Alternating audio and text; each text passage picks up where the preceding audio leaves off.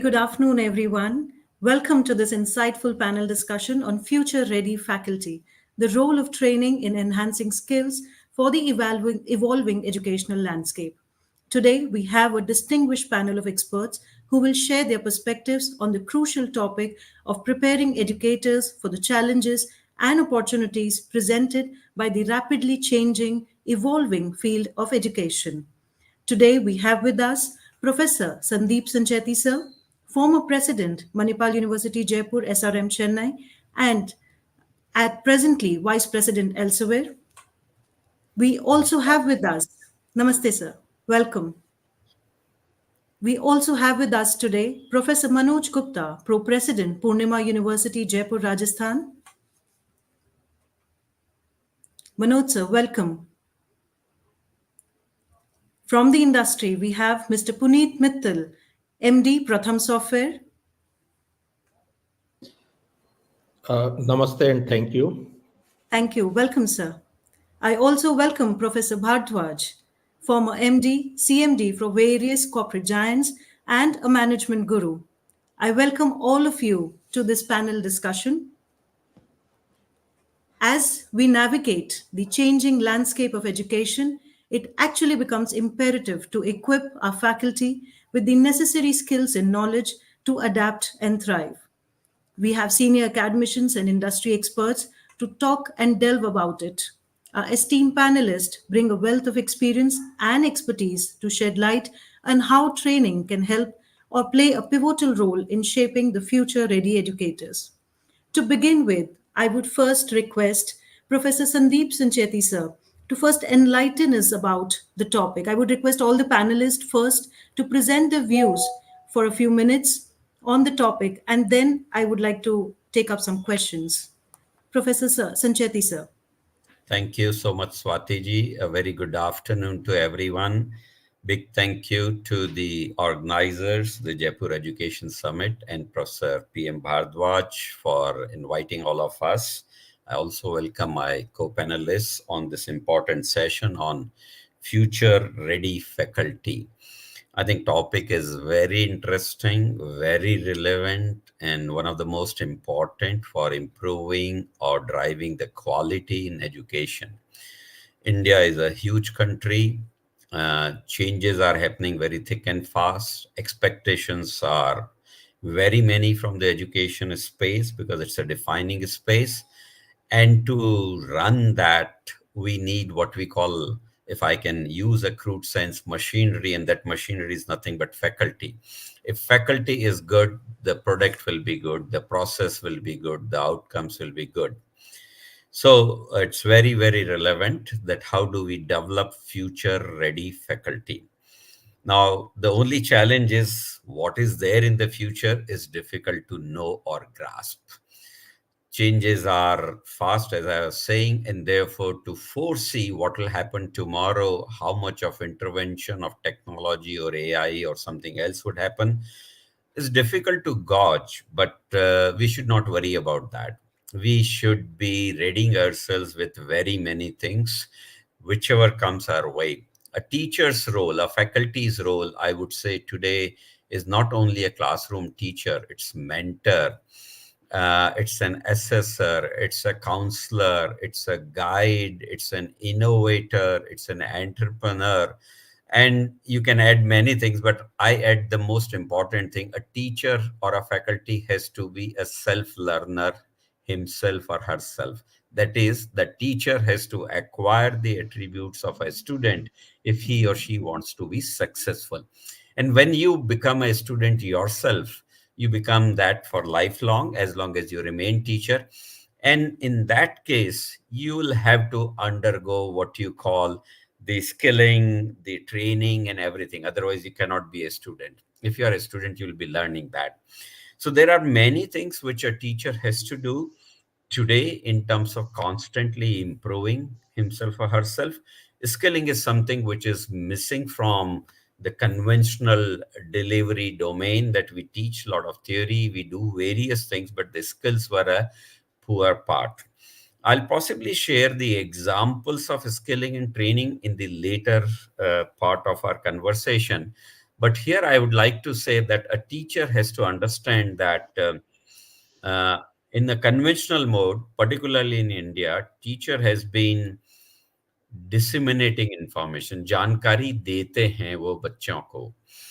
Teacher has been assimilating information, वो जानकारी एकत्रित करते हैं और उसके बाद उसको देते हैं. पर एक और इम्पॉर्टेंट रोल है, there is one more important role where teacher has to play the most important role, and that is the generation. The cycle of teaching would be complete if a teacher does generation of information, assimilation of information, dissemination of information. Dissemination can be distribution, assimilation can be accumulation, whatever names you use does not matter. But in India, teachers have not been doing much of generation, and that generation for me will be equivalent to research. So if you really want what you call future ready faculty members, I think they'll have to wear a new hat called hat of research, where they develop new knowledge, they do innovation, they do invention, and they do new experimentation. I think that would be my mantra or mandate for a future ready faculty. So I'll restrict my initial comments to this. Back to you, Swati. Absolutely.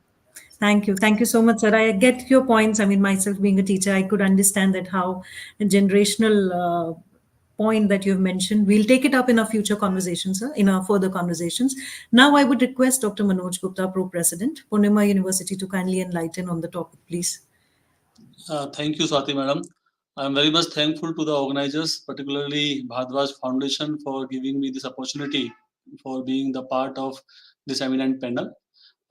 As mentioned by Professor Sancheti, the topic is very apt and it needs a lot of discussion, lot of deliberation, so as to come out with some outcome, so as to finally we can derive something which is useful for the academia, and at the end of the day, we should find out some action points for the future ready faculty. Before COVID, during COVID, and after COVID, we have seen a lot of turbulence, a lot of challenges in educational domain as a whole, and it has given us a lot of new, opportunity to experiment a lot, and then to determine new ways of teaching and all those things. Now, students have also changed in last many years. Their philosophy, their understanding, their psyche, everything has changed. Their mindset is also changed. So from student side, there is challenge. From technology side, there is challenge. And again, expansion of this education as a whole, it is happening. So in our country, large number of enrollment very good for our country as such. And we want to become this Viksit Bharat at 2047. So a lot of requirement from faculty side is there, because I feel that faculty has to play a great role in times to come if we want to become a developed country. So I'm a believer that training is very essential, very important, and for faculty members. And we have seen its result in last 20 years of my experience in education, that whatever kind of training and if we give to faculty about their pedagogy, or it may be related to organizational goal, or to the requirement of government and industry and all that, then results are always there. So we should certainly discuss the issues and how and what will be the requirement of industry. My senior professor, Mittal Saab, is also there. So I think industry aspect, he will be better able to cover and tell what are the gaps he see after a few years, when there will be more new technological advancements will be there, and how we will be able to cope up it. So let us come out with few new deliberation. Dr. Swati will be certainly having few queries, and then we will discuss it in detail. Thank you, madam. Thank you. Thank you. Thank you so much, sir.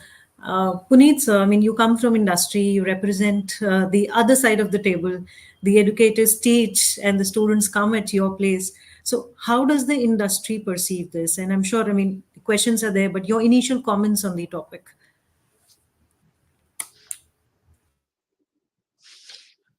So you're mute, I think, Puneet, sir. Okay, sorry. Yeah. So thank you, Dr. Swati. as I understand, the topic is training of the teachers, but I would say that everybody, not only teachers, but even entrepreneurs, even businessmen, employees, even the politicians, even the president, everybody needs some training, some learning every day. And we all should spend learning whatever age we have, whatever position we have. But it is more important for teachers to learn more, because they are, when they learn, that learning multiplies basically, because they give that learning to the students. So basically, their learning is multiplying directly. Uh, Now, while sitting on this side of the table, actually, we normally do not talk much to the teachers or faculty, but actually, we interact a lot with the students. Now, we need the students who are basically the trained, I would say, for the industry. And but the problem is that the industry is moving very fast. Whatever used to happen in 100 years started happening in 10 years, then it started happening in 1 year. So everything is changing exponentially, I would say exponentially. And so as technology, since I have come from IT background, actually, especially in IT, the technology is changing so fast that whatever was relevant 4 years back is may not be relevant. But the good news is that there are a lot of things. The basics never changes. Even in IT, the basics never changes, which is, I would say, the fundamentals, data structure, and uh, uh, assembly programming, and machine learning programming. So those will still be there. They will not change.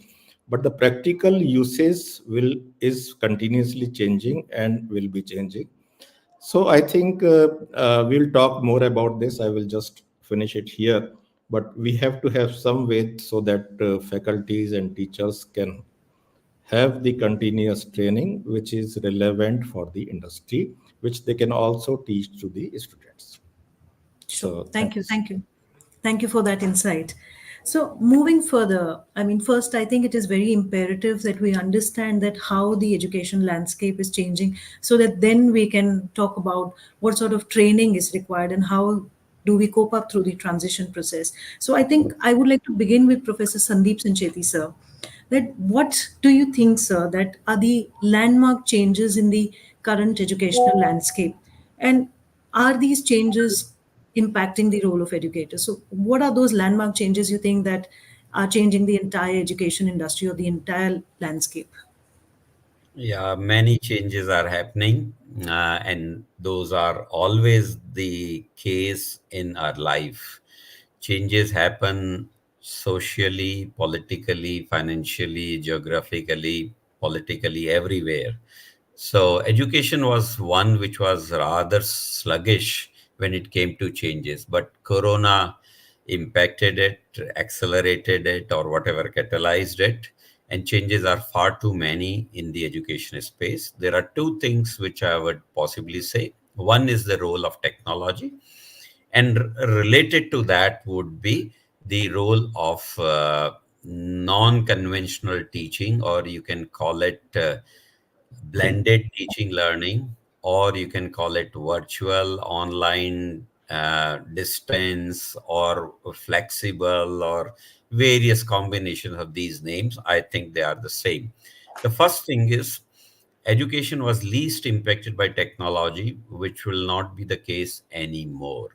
Education will define this space. Education will have an impact of technology, meaning thereby the cost of education delivery can come down. The scale of education delivery can go up very easily once the technology starts playing the role. And that's where during Corona or after Corona, we used to hear around 800 edtech companies have suddenly come up and so on and so forth. So I know that may be high or low number, but doesn't matter. But the efforts were on, and some will survive, some will not. But edtechs have started playing a role because once again, lifelong learning, you cannot sit in the classroom, and therefore you do it from different platforms in different ways. And most of the companies today, I represent the other side also, not only the education side. I work for the industry, and therefore I can say that even I get trained. In last month and a half, I have had 4 trainings which are all online. So that's where the education lies today. So edtech is one technology. The second is blended. A student is not necessarily happy by just the classroom teaching. He may not like the teacher. In that case, he or she cannot change it. The challenge is there. But if technology is there, blending is there, I can choose my teacher to be Dr. Manoj or Dr. Swati or Dr. Bhardwaj or Mithal Saab or anyone. And so on. So there are many such cases that I can choose my timings, I can choose my teachers, I can choose my courses, I can choose my learning style. By that I mean that I'm a good listener, I listen and do something. I'm good practitioner, I perform something and learn something. I'm good at discussions, and from there I grasp by doing such things. So my mode of learning can be changed. My mode of learning, evaluation can also be changed. That means I don't have to sit in the examination. I can stand and give the examination. I don't have to write in the examination. I can speak and give my examination. I can perform and give my examination. So there are many changes which we are foreseeing in the future when it comes to education space, but most of them would be enabled by technology, and therefore a teacher will have to be technology enabled. They should be receptive to it. They should not be taking this as a challenge. During Corona, we heard a lot of teacher cribbing that, oh, we don't have an eye contact. No, your eyes can be now multiplied by AI.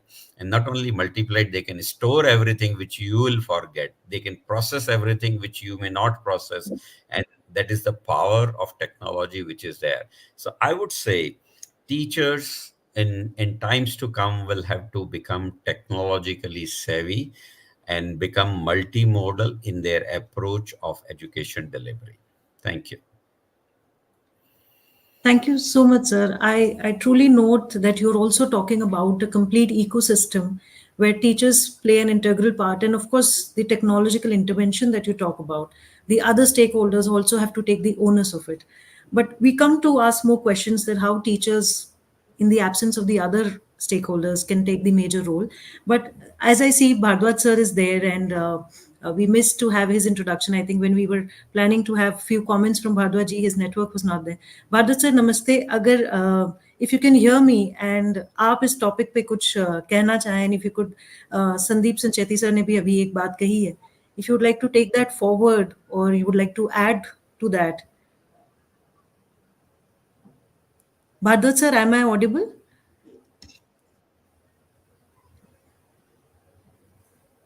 Bhadra sir, आपका your voice is not there.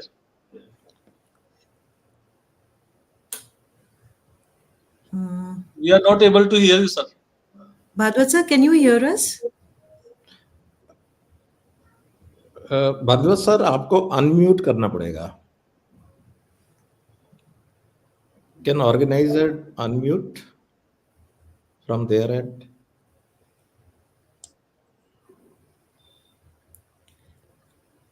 Maybe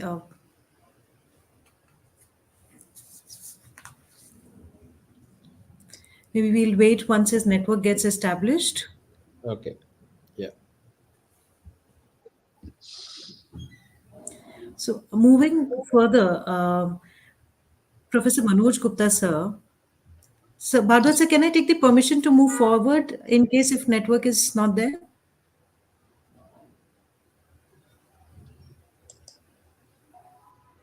sir आपकी screen बहुत अच्छे से visible है but we can not hear you. Mic अगर आप check कर सकते हैं या ऑर्गेनाइजर्स में से कोई भारद्वाज सर को हेल्प कर सकते हैं please. I'm sure network issue will be resolved very soon. Meanwhile, let's continue to the points that Sir noted out, that how blended learning and in the important changes that Sir mentioned about the edtech and blended learning, jitna flexibility and dynamism what Sir has suggested. I think in that case, as a teacher, the roles get enhanced. So in that case, Professor Gupta sir, I would like to ask you that at the beginning first, what do you think? I mean, we talk about a transition first. But do we first face a barrier itself in the present teaching industry or the teaching representatives that we have? We will talk about the transition also, what sir said, that they have to transition to edtech, they have to transition to being, flexible. But any skill and competency that you think that faculty members anyway need to possess to, acquire this landscape?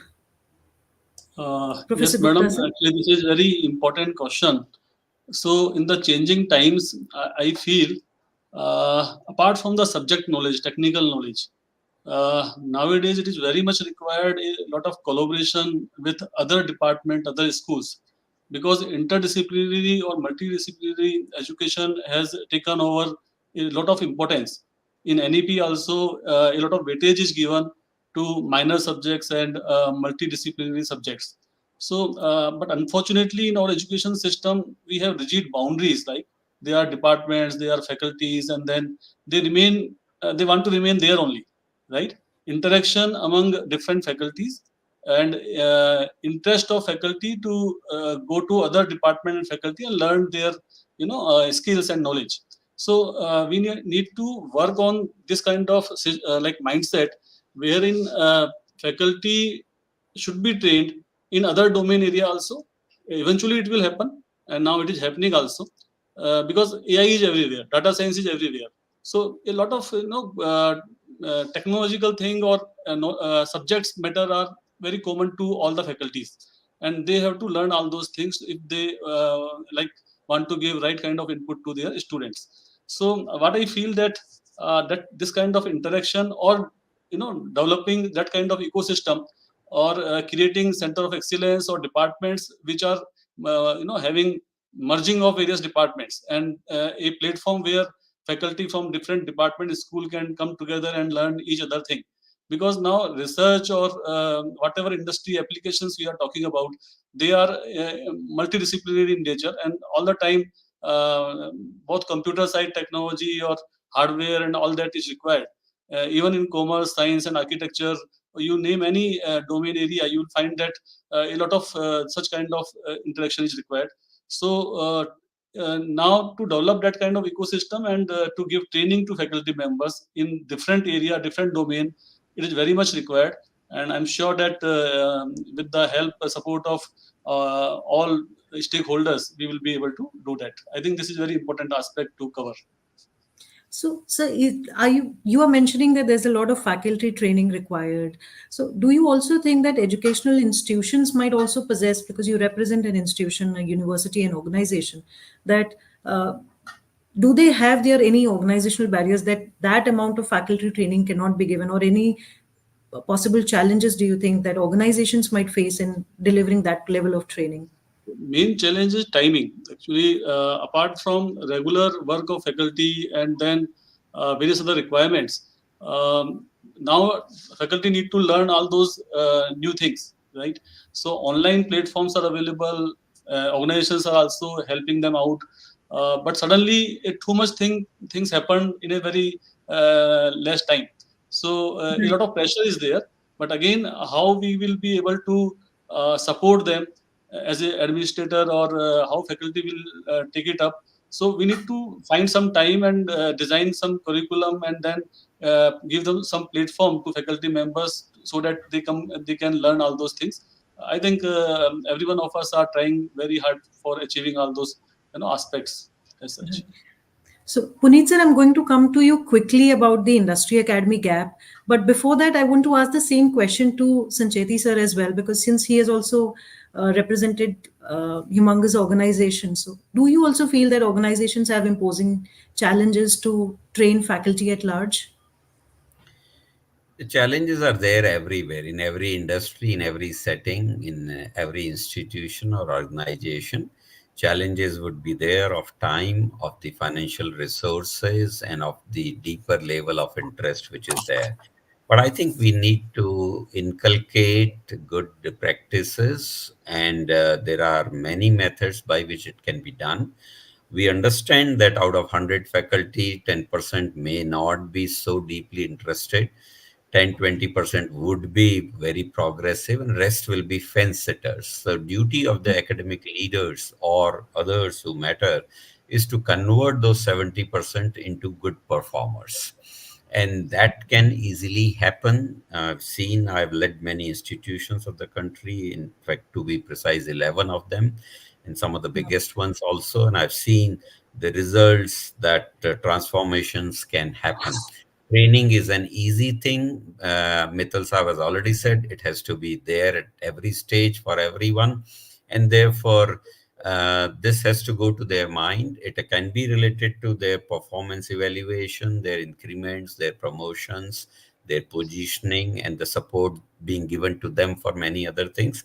And therefore, it's a doable thing. I'm pretty sure that most of the individuals, whether they are faculty or otherwise, they want to grow, they want to do well. And therefore, we have to create that platform in the educational institutions for them. Absolutely, sir. I think the few people changing the larger seeing and believing. I think that's the kind of message that you're trying to give, and that's so positive as well.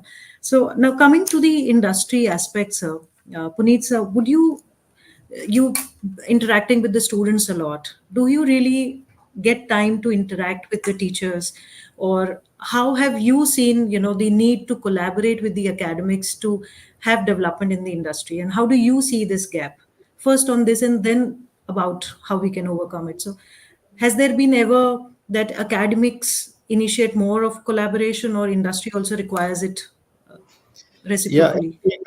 in fact, it very recently happened, just 2 3 days back, and I was in MNIT and visiting MNIT, and I met with various head of the departments there, where many of people from our company was also there, and we are basically going to have a kind of a collaboration where we will be basically giving some projects to MNIT, where one or two faculty of the MNIT will basically take this project and then get it done from the students.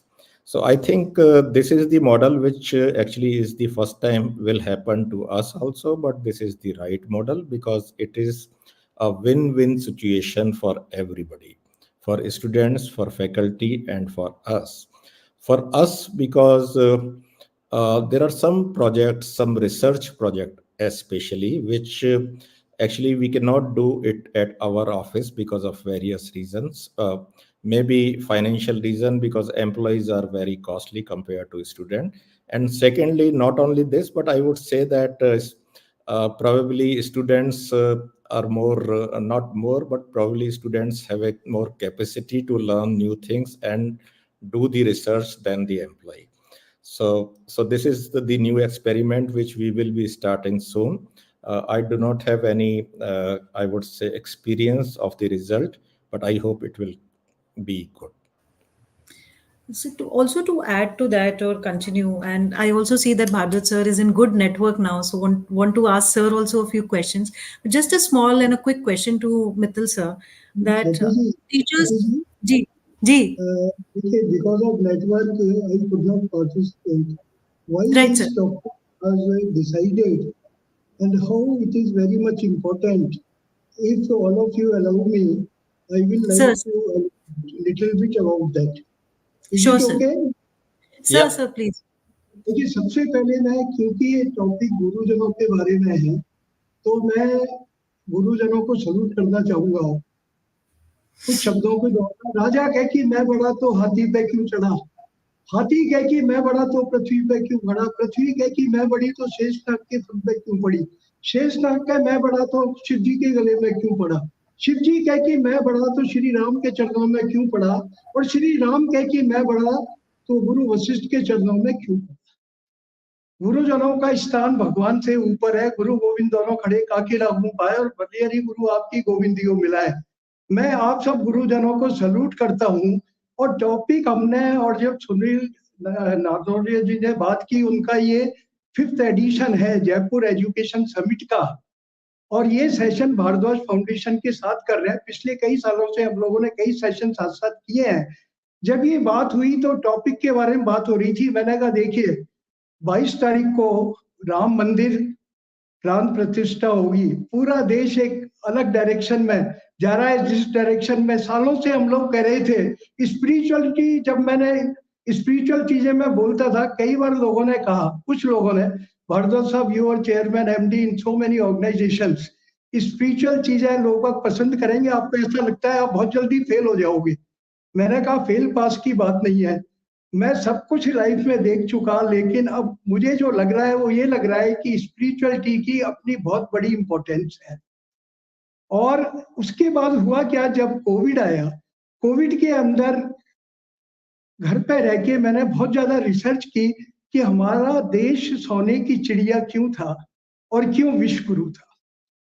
तो अंग्रेज में एक ही चीज आपको बताना चाहूंगा, 2 फरवरी 1835 house of Commons में Lord Macaulay से जब बातचीत हो रही थी, पूरे वहां मेंबर सुन रहे थे, तो उन्होंने कहा कि मैं भारतवर्ष में नॉर्थ साउथ ईस्ट वेस्ट सब जगह मैं घूमा, मुझे कोई भिखारी नहीं मिला, कोई अनएम्प्लॉयमेंट नहीं मिला। 1835 में बोला उसने, और सभी लोगों के पास रोजगार था, कोई किसी के ऊपर डिपेंडेंट नहीं था। तो वो कहते हैं, ये पूछा कैसे संभव हुआ वहां, तो उन्होंने कहा इसके पीछे उनका स्ट्रॉन्ग एजुकेशन सिस्टम है। तो वहां पूछा गया कि भाई कैसा सिस्टम है उनके यहाँ, और मैं थोड़ा कंपैरिजन भी करूंगा कि उस टाइम ब्रिटेन में क्या हालत थी। तो जब पूछा गया तो उन्होंने बताया कि वहाँ they call it Gurukul, school नहीं बोलते, और उनके यहाँ 7300 गुरुकुल है, यानी एक विलेज में एक गुरुकुल है। और वो जो है 25 एकड़ तक की जमीन में गुरुकुल बने हुए हैं, 200 से लेके 20,000 तक स्टूडेंट हैं। उनका जो हाईएस्ट लेवल का जो वहां पर आचार्य है, वो उसको कुलपति कहते हैं, जो 20,000 बच्चों के व्यवस्था को संभालता है एजुकेशन की।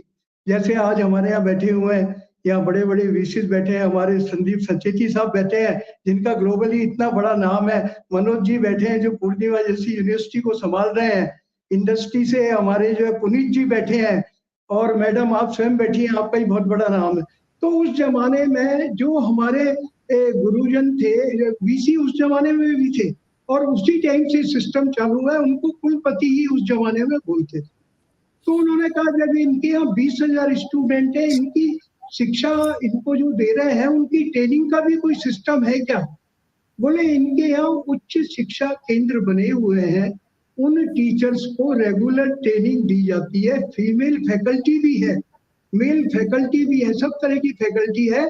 और लिटरेसी लेवल उन्होंने कहा भारतवर्ष में, ये 2 फरवरी 1835 को कहा कि करीब 97% है लिटरेसी लेवल। और उन्होंने वहाँ नॉर्थ साउथ ईस्ट वेस्ट सबका बताया, साउथ का 100%, ईस्ट का 98%, नॉर्थ का 82%, और जो मध्य भारत था या लेफ्ट जो थे वो 87। तो पूछा गया कि भाई अपने यहाँ ब्रिटेन में क्या हालत है? बोले अपने यहाँ इस टाइम लिटरेसी लेवल 17% है। जब हमारे यहाँ पुराने जमाने में लिटरेसी लेवल 97% बताया गया, उनके यहाँ हाउस ऑफ कॉमन्स में सब रिकॉर्डेड है। तो कहते हैं अब वो एजुकेशन कैसी दे रहे हैं और जो टीचर्स हैं वो किस तरह से पढ़ा रहे हैं। तो उन्होंने कहा 18 सब्जेक्ट पढ़ा रहे हैं, और इनके यहाँ शिक्षा के साथ साथ विद्या भी है। तो विद्या क्या होती है? कहते हैं हमें भी समझ में नहीं आ रहा। ये आत्मा पे विश्वास करते हैं, भगवान पे विश्वास करते हैं, और ये कहते हैं कि जो एजुकेशन दी जा रही है उससे ज्यादा जरूरी है कि स्पिरिचुअल एजुकेशन भी दी जाए। तो उसका नतीजा बोले ये हुआ है कि इनके यहाँ इतना वैभव है, इतना धन है कि जब हम सूरत एक ही शहर में गए और उसमें हमने देखा तो वो शहर, अकेला शहर, हमारे 10 शहरों से ज्यादा हमें लग रहा है कि धन वहां पर है। तो उन्होंने कहा कौन से 10 शहर? तो उससे बड़े बड़े नाम, वाशिंगटन के, फ्रैंकफर्ट के, दुनिया भर के नाम। इसके अगर रिकॉर्ड किसी को चाहिए, किसी को लगे कि भाई ये चीजें बोली जा रही है, कितना फैक्ट है इसमें, तो इसके पूरे रिकॉर्ड में आपको सबमिट कर सकता हूँ। ये बिल्कुल फैक्ट है जो मैं आपको बता रहा हूँ। तो बोले जब इतना तगड़ा, बोले इनके टीचर्स इतने स्ट्रॉन्ग है इनके कि वो बच्चे की personality develop, overall personality development का पूरा ध्यान रखते हैं। खाली उसको फॉर्मल एजुकेशन नहीं देते, practical oriented education, value based education, spiritual education, हर तरह की एजुकेशन वो दे रहे हैं। तभी जो जॉब ओरिएंटेड एजुकेशन, इसीलिए इनका जो प्रोडक्ट है, एक तो इनकी ग्लोबल जीडीपी में कंट्रीब्यूशन इनका बहुत हाई है, ग्लोबल जीडीपी, और उसके अलावा इनका प्रोडक्ट जो है वो क्वालिटी वाइज वर्ल्ड नोन इनके प्रोडक्ट हैं। जहाज में जो शिप के अंदर जितनी स्टील यूज हो रही थी, उन्होंने कहा वो पूरी स्टील भारतवर्ष में ही बन रही है। क्लॉथ है तो एक साइड में क्लॉथ रखते थे, दूसरे साइड में तराजू में सोने के सिक्के। सोने की चिड़िया भारत ऐसे ही नहीं बना। लॉर्ड मैकोले ने कहा ये सोने की चिड़िया इसलिए बने या इतना पैसा इनके पास इसलिए आया क्योंकि इनका एजुकेशन सिस्टम बहुत स्ट्रॉन्ग है। और एजुकेशन सिस्टम इसलिए स्ट्रॉन्ग है कि इनके टीचर्स बड़े स्ट्रॉन्ग है, सेल्फलेस टीचर है। वो मनी के पीछे नहीं भाग रहे, वो बच्चों को अपने बच्चों से ज्यादा प्यार करते हैं और खुद के बच्चों को स्टूडेंट मानते हैं। वो पूरा वो नेशन बिल्डिंग में पूरा ध्यान दे रहे हैं कि किस तरह से नेशन को आगे बढ़ाया जाए। और यही एक रीजन है कि भारतवर्ष जो है विश्वगुरु भी और साथ में सोने की चिड़िया भी। तो उन्होंने कहा ये सब तो ठीक है, लेकिन इनके ऊपर राज्य करना है तो इस पर कैसे किया जाए। तो उसने कहा इनके एजुकेशन सिस्टम को तहस-नहस कर देता हूँ। बोले कैसे करोगे? कहा अपने कॉन्वेंट, जो कि अनाथ आश्रम है एक तरह से, वहाँ इंग्लैंड में मालूम है कि जो कॉन्वेंट स्कूल है ये अनाथ आश्रम की तरह से चल रहे थे उस जमाने में। तो वो कॉन्वेंट स्कूल इसने यहाँ डाले। उन्होंने कहा जब लोग इतनी स्ट्रॉन्ग है तो कॉन्वेंट स्कूल में बच्चों को क्यों एडमिशन कराएंगे। तो उसने कहा इनमें एक कमी भी है, इनको अपने यहाँ की सर्विस, ब्रिटेन की सर्विस या अंग्रेजों की सर्विस बड़ी अच्छी लगती है। तो इनको मैं लालच दूंगा कि जब तक अगर आपने बच्चों को नहीं कॉन्वेंट स्कूल में दाखिल किया तब तक ये सर्विस आपको नहीं मिलेगी। तो उसने इस सिस्टम, और इनके यहाँ पूरा जो स्किल बेस्ड है, प्रैक्टिकल ओरिएंटेड है, वैल्यू बेस्ड है, सबको मैं खत्म करवा करके क्लर्कों की फौज खड़ी कर दूंगा। MA BA MCOM BCOM इस तरह के लोग उसने यहाँ पैदा कर दिए, क्योंकि उनको हमें गुलाम बना के रखना था। उनका एम ये नहीं था कि हमारे देश को मजबूत कर दें। और उस जमाने की अगर बात करें तो टेक्निकली भी हम लोग इतने स्ट्रॉन्ग थे। हमारे यहाँ गुरुकुल में 18 सब्जेक्ट पढ़ाए जा रहे थे उस जमाने में, जिनके अंदर की वैदिक मैथमेटिक्स थी। ये हाउस ऑफ कॉमन्स में जब डिस्कस हो रहा था, उन्होंने कहा अपनी कॉमर्शियल मैथमेटिक्स ही नहीं पढ़ाते। बोले नहीं पढ़ाते, इनका कोई इंटरेस्ट नहीं है, इनके स्टूडेंट्स को ये पढ़ा रहे हैं वैदिक। और ये इतना फास्ट कैलकुलेशन करते हैं जो हमारे यहाँ के बच्चे कर ही नहीं पाते। साथ में उन्होंने ये भी पूछा कि जब इनके यहाँ 7,32,000 इनके यहाँ स्कूल गुरुकुल है तो अपने यहाँ कितने स्कूल है। बोले एजुकेशन मिनिस्टर बैठे हैं यहाँ, उनसे पूछिए। तो उन्होंने कहा हमारे यहाँ इस टाइम 240 स्कूल है, जब हमारे यहाँ 7,32,000 गुरुकुल थे। तो आप देखें कि इंटेंशनली अंग्रेजों ने आकर के हमारे सिस्टम को खत्म कर दिया। सबसे पहले उन्होंने संस्कृत लैंग्वेज को खत्म किया, कुछ आचार्यों को तो गर्दन से उड़ा दिया। ये इतिहास में लिखा हुआ है जगह जगह। कुछ जो बहुत ही अच्छे गुरु उन्हें दिखाई दिए, बोले इनको खत्म कर दो, गुरुकुलों को खत्म करो। अब ये दोबारा देखे, कल मुझे बड़ी खुशी हुई जब हमारे भगवान राम का, मैं किसी धर्म विशेष की बात नहीं कर रहा, सनातन धर्म पे मैंने काफी कुछ बोला है। ये एक ऐसा धर्म है किसी का नुकसान ही नहीं चाहता। व्हाट टू से ऑफ कास्टिज्म, और जैसे जात की बात अगर करें, ये भी पूछा उन्होंने कि इनके यहाँ सुना है खाली ब्राह्मणों को शिक्षा दी जाती है। बोले बिल्कुल गलत है। साउथ में अगर देखें तो शूद्र ज्यादा पढ़ रहे हैं साउथ के अंदर। हेलो जी सर, आवाज आ रही है आपको मेरी? Hello, caste India caste system. हाँ जी हाँ सर, तो मैं आपने जो पुरानी चीजों से, ऐतिहासिक चीजों से जो आज के इस टॉपिक को जोड़ा है, जो मैं समझ पाई हूँ एज अ नाइव, जैसे सर ने शुरुआत की थी कि every teacher has to be a student, तो आज तो मैं बतौर स्टूडेंट सिर्फ नॉलेज गेन ही कर रही हूँ। तो मैं जो समझ पाई हूँ कि आप ये कहना चाह रहे हैं या ये हमें समझाना भी चाह रहे हैं कि पहले भी ये पद्धति थी कि टीचिंग का, एजुकेशन का और टीचर्स की ट्रेनिंग का तब भी अपना एक सिस्टम बना हुआ था, जहाँ पे स्पिरिचुअलिटी भी एक कॉन्सेप्ट था, मोटिवेशन भी था, मेंटर भी था, स्टूडेंट से बना कनेक्ट हुआ भी था, बिल्कुल सारी इतना चीजें स्ट्रॉन्ग था मिली मैडम, जुली थी उस। हम विश्वगुरु थे और सोने की चिड़िया थे। जी जी जी। तो फैकल्टी आज की के वैल्यू इस आज के इस दौर में, क्योंकि आपने इतनी सारी चीजें मुझे बताई हैं, तो अगर आपकी आज्ञा हो तो मैं संचेती सर से इसके ऊपर थोड़ा सा और वैल्यू एडिशन चाहूंगी कि प्लीज प्लीज प्लीज। टीचर के हमने सर ने एक हेट्रोजेनस रोल बताया है, तो दो तीन क्वेश्चंस हैं सर, इसको मैं अगर कनेक्ट कर पाऊं सही से, कि क्या एक बेंचमार्क आज है कि every teacher should possess this? क्या एक थ्रेशोल्ड बना हुआ है? अगर बना हुआ है तो is it a mandate for the organisations that every teacher should achieve this? और तीसरा क्वेश्चन सर ये होगा कि क्या इंटरनेशनली रिकॉग्नाइज्ड कोई ऐसे ट्रेनिंग मॉडल्स हैं जो इन दोनों एस्पेक्ट्स को कवर कर सकते हो? I hope I could clear my question sir. I think बहुत सारी चीजें हैं, बहुत सारे क्वेश्चन आ रहे हैं, सर ने इतना सारा इंसाइट दिया है इसलिए। देखिए, आपने कुछ बेंचमार्क्स की बात करी है। Benchmarks, because education is a very very vast field, तो बेंचमार्क्स तो कुछ हमारे देश में बनाए गए. We had certain, you can say, rules and regulations and suggestions in this respect, but they were not taken seriously. They were bypassed. We said we need postdoctoral qualified faculty, we need PhD qualified, but that did not mean much because there were shortcuts. And as a result, the dilution or other things happened in the whole space. So I would say the benchmark in an education space is difficult to define. And as I said, you can still say benchmark in a classroom can be whatever, because there is something measurable in terms of result or whatever, but a benchmark in research cannot be a measurable definition. Benchmark in terms of skilling and training can be something, but once again there are certain domains where it cannot be.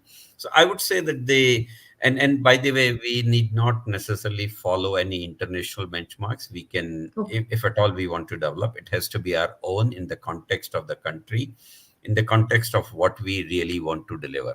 So if I relate it to what we call training, I would, and I'll also do industry, because ultimately our product goes to industry, to the market, to serve the society.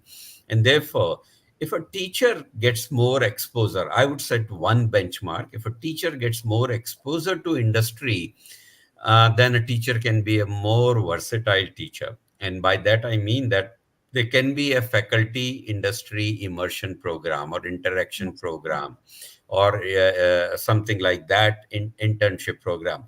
And what I mean by that is, for 2 weeks or 3 weeks or 1 week, minimum 1 week, they go to industry during the summer or winter break at no cost to industry, with no obligation to industry. They just go and shake hands with the industry people, learn what they do, how they do, what challenges they face, what tools they have, what projects they do, and come back charged, and use that to deliver the knowledge of the subject which they are teaching. And in the process, they do good quality projects, seminars, internships, and various other things. And sometimes they can call those people with whom they have shaken hands from industry to come and talk to the students also and excite them. So I think one of the benchmark I would like to promote when it comes to training would be obviously the industry exposure. Another, and there is nothing called which industry and what did you exactly do. I'm just saying shaking hands is enough for me, but shaking hands should be with warmth and seriousness. The second thing in terms of benchmark, I already said to you, is the multimodal teaching, the so-called blended teaching learning, with a greater emphasis on learning rather than teaching. Students should be allowed to learn what they want to learn rather than we should teach what we want to teach. I think these will be two important benchmarks. One benchmark I'll give, and with that I'll close, and the benchmark is towards the new knowledge, generation of new knowledge, which I was telling you in the beginning. Teacher has to do research, and in the research they should know what is impactful research. Teachers should know that what is connected with research which will lead to innovation. Teachers should know how the research becomes an intelligent and useful research. Teachers should know that how the research is not duplicated but something new or original in terms of that. So if the research parameters are delivered in terms of a skilling to a teacher, I think the teacher will become much more vibrant in terms of generation of new knowledge also. So these will be my benchmarks. And to do so, I will say that every year a teacher should undergo a training or a faculty development program.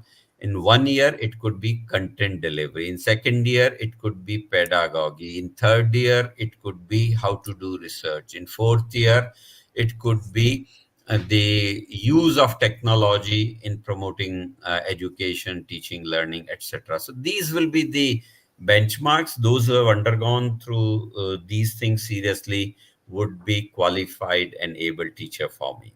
I hope I have answered your question. Thank Yes, you. yes, absolutely. I mean, this also answers some in a way the other question that I was about to ask, that if today somebody decides to become an educator, what are the key components that one should look? So thank you so much, sir.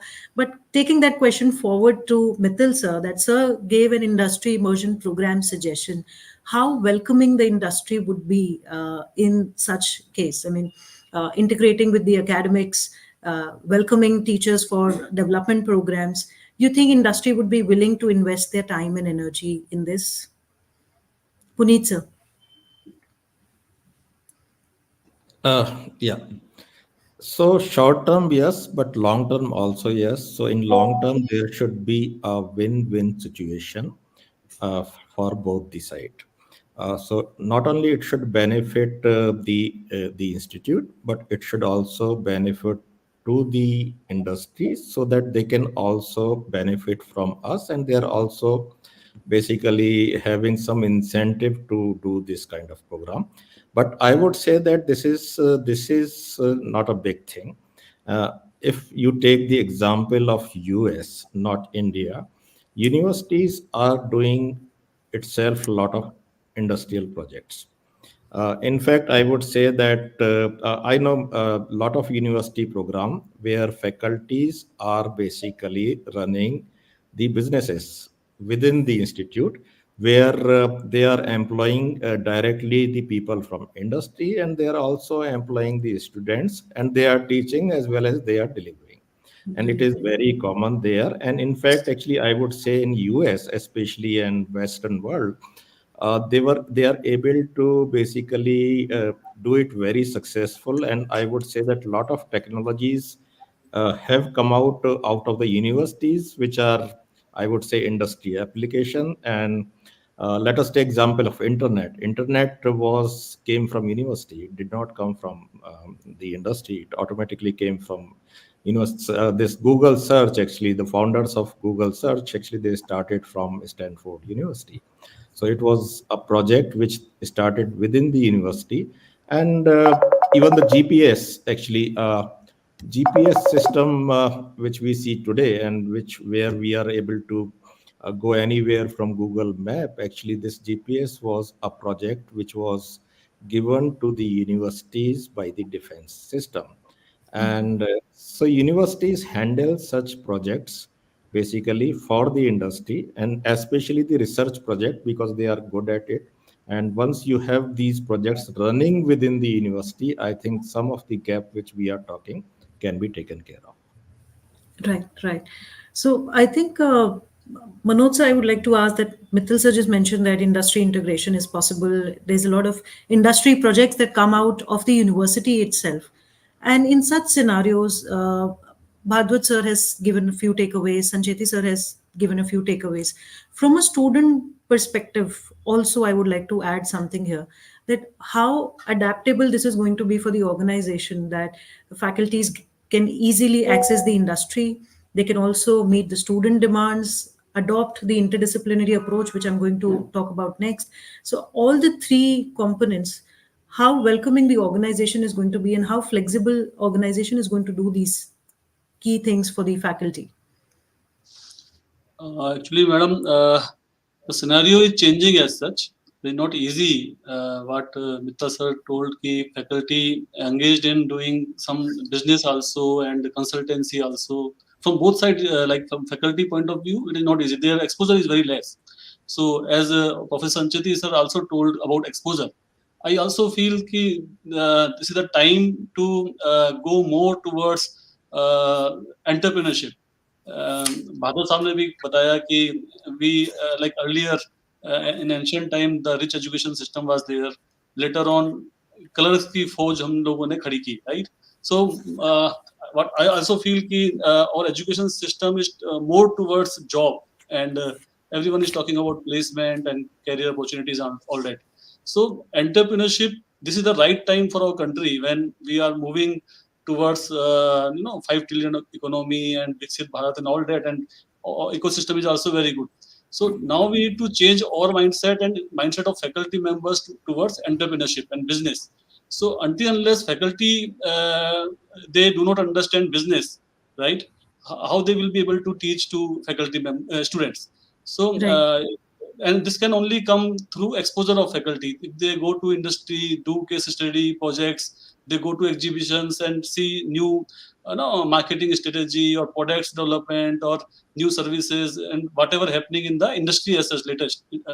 So this kind of approach is very much required.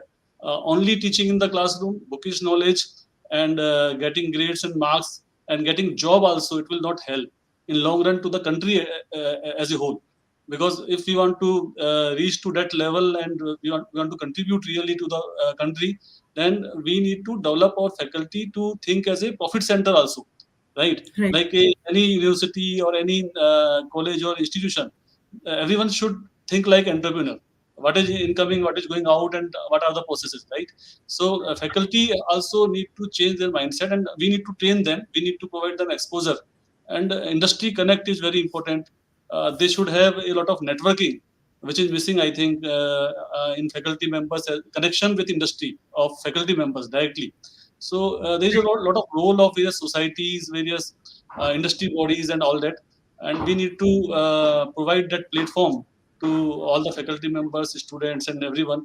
Then only I think we will be able to achieve what we are talking about. Please, this is my just one submission, and Right, please. right. So thank you so much. I think we are really running short of also time, and there are too many questions on this humongous topic. But still, I would like to also summarize what we have discussed today, and with that, also I would like to put up a quick question. Anybody willing can answer about it. That we see that there are models defined. Sir has suggested about edtech being the new change that one has to accept. Multimodal teaching, interdisciplinary approach is something that every teacher will have to adapt in the coming landscape. And the two main benchmarks, I mean, not necessarily categorically, but what Sir has suggested is also about the immersion programs, about the industry integration, taking up projects, taking in entrepreneurship, that willingness, spirituality, a holistic approach for a teacher. In entire process of achieving this, I take a quick takeaway from what Bhardwaj sir had said that पहले teachers motivated होते थे, उनकी एक इच्छा होती थी class में पढ़ाने की. आज क्या ये एक कहीं ना कहीं बैरियर है? क्या टीचिंग आज भी एक मोटिवेटेड प्रोफेशन है, और क्या ये ट्रेनिंग से ओवरकम किया जा सकता है? आई मीन आप लोगों ने टीचर्स को रिक्रूट करते हुए देखा है, you know, you have been in that rigorous process. You think that teachers are coming with the right motivation in the industry? क्या इसमें ऑर्गेनाइजेशन का कहीं गैप है, या टीचर का सेल्फ मोटिवेशन का गैप है, और क्या इसको कोहेसिवली सॉल्व किया जा सकता है? Anybody's. I mean, I see a lot of smiles on everybody's faces. Okay, I'll try to answer something. Yes, this is Right. a challenge. It's more of a social challenge. It is more so because of economic or financial reasons also. That is because most of them do not have a clearer picture of the whole thing. There are today, if I can say so, I'll take the liberty, very few teachers by choice and too Not by many by option. chance. Too many by chance.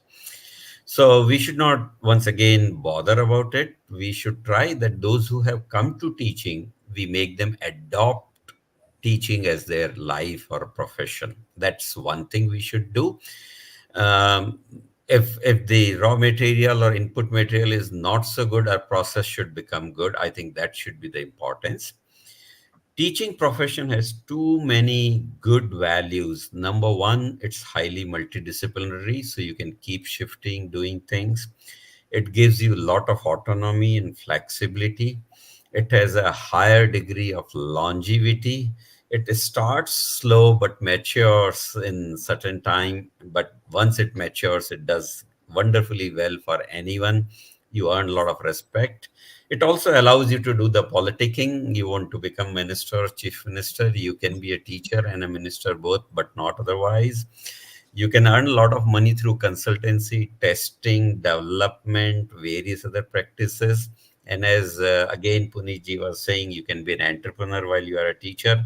So teacher has multifaceted roles available to him or her, provided they are ready. Teachers, once coming to the teaching frame, should become a dedicated teacher, and that's when the success will be there.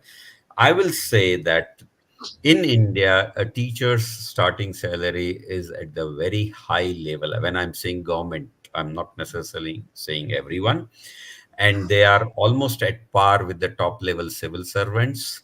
And I must say that I was a part of Indian delegation from 13 years back to US in Brown University, where we showcased that the Indian starting salaries for teachers in higher education space were better than the starting salaries given in the US by proper analysis without taking into account the elements of benefits of medical and pension, etc. Even then it was better.